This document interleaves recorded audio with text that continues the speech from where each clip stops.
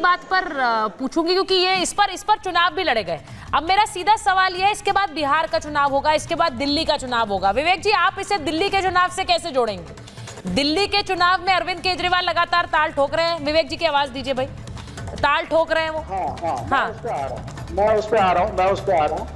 मैंने पहली चीज तो है, गुरु प्रकाश पासवान जी, जरा मुझे बताइए, अजीत पवार परिवारवाद की उपज है या नहीं है? जब आप उद्धव ठाकरे के साथ सरकार में थे तब आपको ठेकेदारी नहीं दिख रही थी।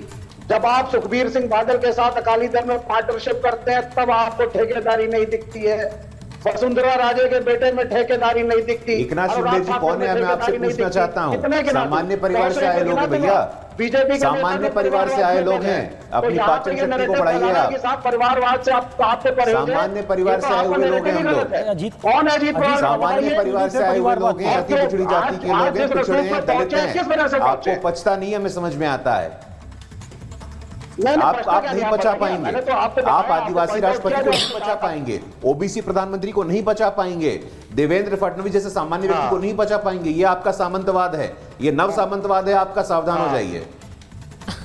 अब मुझे कोई सामंतवाद नहीं है। अब आप जी नहीं, दिल्ली पर बात करिए ना। दिल्ली है, बिहार है, यहाँ पर यहाँ से संकेत क्या है? देखिए, आपने ये बहुत बताने की कोशिश की विवेक जी। अभी भी प्रेम कुमार जी कह रहे थे कि लोकसभा चुनाव बीजेपी हार गई। भाई, इसे हार कहते हैं क्या? उसके बाद भी जो एक के बाद एक हरियाणा आ गया, महाराष्ट्र आ गया, आपकी रीडिंग गलत होती जा रही है। अब आज गुरु प्रकाश पासवान जी का बड़ा दिन है, इसलिए ईवीएम को की चर्चा तो मैं करूंगा नहीं। लेकिन वैसा मैं आपको बता दूं, 60 से ऊपर कंप्लेंट्स दायर की जा चुकी है इलेक्शन कमीशन में।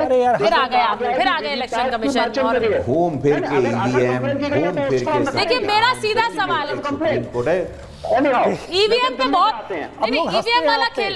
देखिए, ईवीएम वाला जो खेल है, इस पर बहुत सारे सवाल उस दिन भी उठे। मेरा स्पष्ट सवाल है, जब ईसी कहता है कि आइए और बताइए टैंपरिंग कैसे होती है, तो कोई दल नहीं जाता है। तब सब हाथ खड़े कर देते हैं, तब सब हाथ खड़े कर देते हैं। सुनिए तब नहीं जाते हैं। आप बताइए ना, टैंपरिंग पूरा देश जानना चाहता, टैंपरिंग होती कैसे? हाँ, नहीं, आप सुनिए, जो दिल्ली के ऊपर आपकी बात हुई थी मुझसे। अच्छा, ईवीएम छोड़ दें। जो दिल्ली की जनता है, हाँ, नहीं, वो ईवीएम में बोलूंगा, आज तक ये डिस्टर्ब हो जाएंगे। अभी ईवीएम पे अगर मैं भी प्रश्न चिन्ह उठाऊंगा कि किस तरह से मैनिपुलेशन हुआ है, सुप्रीम कोर्ट में लंबी चर्चा हो जाएगी। इसको किसी और दिन के लिए रखिए। भाई, हम तो चाहते हैं चर्चा हो। चर्चा से भागने वाला विपक्ष है। ये बात सही है कि नहीं है? ये बात सही है कि नहीं है? कोर्ट में ये मामला आ चुका है, इलेक्शन कमीशन ने बुलाया है। अब इस पर मत जाइए, इस पर मत जाइए, क्योंकि वही ईवीएम प्रियंका वाड्रा को वायनाड जिलाती है, वही ईवीएम कर्नाटका में आपकी सरकार बनाती है, वही ईवीएम जब हिमाचल में सरकार बनाती तब ठीक हो जाती है। बड़ा घिसा पिटा डिस्कशन हो चुका है, बहुत घिसा पिटा। देखिए, बेसिकली अभी आपने दिल्ली का प्रश्न किया, दिल्ली में उनको डिफेंड करना पड़ता, दिल्ली के मालिक को, दिल्ली के शहंशाह को उनको डिफेंड करना पड़ेगा। तो दिल्ली के शहंशाह, दिल्ली का शहंशाह यहाँ बैठा हुआ है ताज लगा के सिर पे, और वो बड़ी बड़ी बातें कर रहा है। वो भी एक नया छत्र खड़ा हुआ है, जो जाति और वो सलमानी रहमानी और फतवे का वो एक नया सूरमा खड़ा हो चुका है। प्रेम कुमार जी, दिल्ली का क्या आकलन है आपका? भाई, दिल्ली में चुनाव होने वाले हैं। अब जिस तरह से बीजेपी ने हरियाणा में जीत खींची है, महाराष्ट्र में ये सही बात है कि शायद गुरु प्रकाश जी बैठे, उन्होंने भी नहीं सोचा होगा इतनी बड़ी जीत हाथ लग जाएगी जितनी बड़ी जीत ये है। 230 सीटें कोई कम सीटें नहीं होती है दिल्ली में। महाराष्ट्र की पॉलिटिक्स का सीधा विश्लेषण दिल्ली से नहीं जुड़ता है, बिहार से जरूर जुड़ता है। जहां नीतीश कुमार वहां बैठे हुए थे आज, वो जरूर आज सदमे में होंगे कि मैं अगला एकनाथ शिंदे तो नहीं होने वाला हूं। ये बिहार से जुड़ता है। ये दिल्ली में तो आम आदमी पार्टी है, आम आदमी पार्टी को सत्ता से बेदखल करने की एक बिल्कुल अलग सियासत है दिल्ली की, जो महाराष्ट्र से नहीं जुड़ता है, इसलिए हम वहां नहीं कनेक्ट कर रहे हैं। बिहार से सीधा जुड़ता है, और नीतीश कुमार आज जरूर सदमे में होंगे कि जो हश्र एकनाथ शिंदे का हुआ है, क्या वही हश्र मेरा भी होने वाला है। जी, ये जो बात इन्होंने बोली है, भाई वही हश्र मेरा होने वाला। पहले तो कृष्णा जी मान ही नहीं रहे कि उनका कोई बुरा हश्र हुआ है। आप लोग तुले पड़े हैं बताने के लिए कि हमारा हश्र बुरा हो गया। भाई, डेप्यूटी सीएम बनना लोग सपनों में सोचते होंगे कि कभी हम राज्य में राजनीति में आए, फिर राजनीति में नेता बने, नेता के बाद डेप्यूटी सीएम बने। लेकिन आप कह रहे हैं बहुत बुरा हश्र हो गया। कृष्णा जी, मैंने अच्छा बुरा बोला ही नहीं। कृष्णा जी, ये बुरा हश्र हो गया आपके नेता का कि डेप्यूटी सीएम बन रहे हैं। चारुता जी, ऐसा है, देखिए, पहले हमारे पास 38 एमएलए थे, मुख्यमंत्री एकनाथ शिंदे जी बने, अभी हमारे पास 57 विधायक है, उप मुख्यमंत्री एकनाथ शिंदे जी बने। तो हम भारतीय जनता पार्टी और हम साथ साथ में हैं।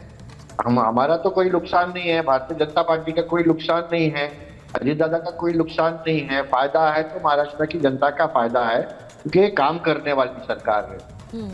इनके जैसे नहीं है कि इनके मुख्यमंत्री पहले दिन पे पहले घंटे में हमारे मुख्यमंत्री और दोनों उप मुख्यमंत्री अभी मंत्रालय गए।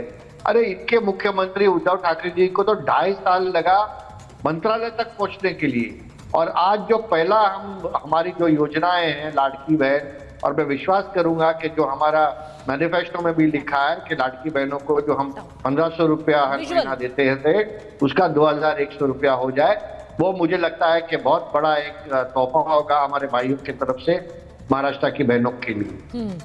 और ऐसे ही अनगिनत योजनाएं जो हमने लोगों के लिए बाला साहेब को याद करके शपथ ग्रहण की है एकनाथ शिंदे ने। आज बाला साहेब को याद करके शपथ ग्रहण की है एकनाथ शिंदे ने, ये भूलना नहीं चाहिए संजय गुप्ता जी।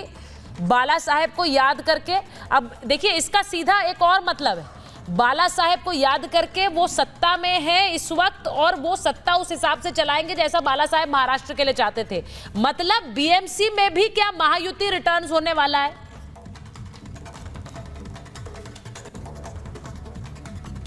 संजय जी की आवाज, क्योंकि अभी ये जो जिस तरह से मुख्यमंत्री बने हैं, हाँ मेरी आवाज आ रही है? हाँ जी बोलिए बोलिए। मैं तो ये कहना चाहता हूँ कि अभी फिलहाल वक्त ना बर्बाद दिन बाद की बातों में कीजिए, जो हिंदुत्व के काम बचे हैं बाकी काम उनको कीजिए। जिस तरह से गाय माता को राज्य माता घोषित किया गया, इस तरह से गाय माता को राष्ट्रीय माता घोषित किया जाए, और हिंदुत्व के जो बचे हुए काम है उन बाकी कामों को किया जाए। पीएमसी में क्या होगा, दिल्ली में क्या होगा, फिलहाल तो महाराष्ट्र की सरकार को सही से चलाएं, जो काम बचे हुए हैं। ये राय आप एकनाथ शिंदे जी को दे रहे हैं, ये राय आपने उद्धव ठाकरे जी को नहीं दी, एकनाथ शिंदे जी को तो दे रहे हैं आप ये राय कि हिंदुत्व के बचे हुए काम सरकार तो इनकी बनी है। अब उद्धव जी और हम तो बाहर बैठे हैं, अब सरकार में तो ये महाराष्ट्र की जनता ने जो मैंडेट दिया, ये तो एक तरीका, एक संघीय ढांचे का एक रूप है कि एक सरकार में आता है और एक सरकार के बाहर बैठता है। हाँ। तो वो तो फैसला हो गया, महाराष्ट्र की जनता ने कर दिया। वो बाहर ही बैठ गए, वो मान कर बैठे हैं हम बाहर ही हैं, अब हम आने ही नहीं वाले हैं, तो यही करें सारा काम, हम बाहर ही हैं अब, हैं संजय गुप्ता जी? ऐसा लग रहा है आपने पूरा गिव अप कर दिया है, अब यही है, यही काम करेंगे, हम सिर्फ डिमांड करेंगे बाहर में।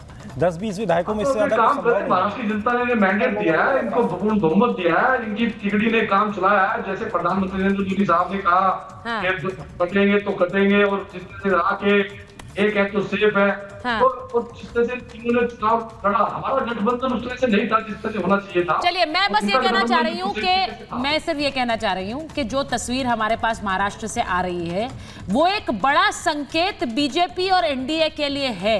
इस संकेत को बचाकर आगे ले जाना भी उनके ऊपर है, और विपक्ष को इस संकेत को और इस तस्वीर को काटने के लिए एक भारी मेहनत करनी पड़ेगी, इसमें भी कोई दो राय नहीं है।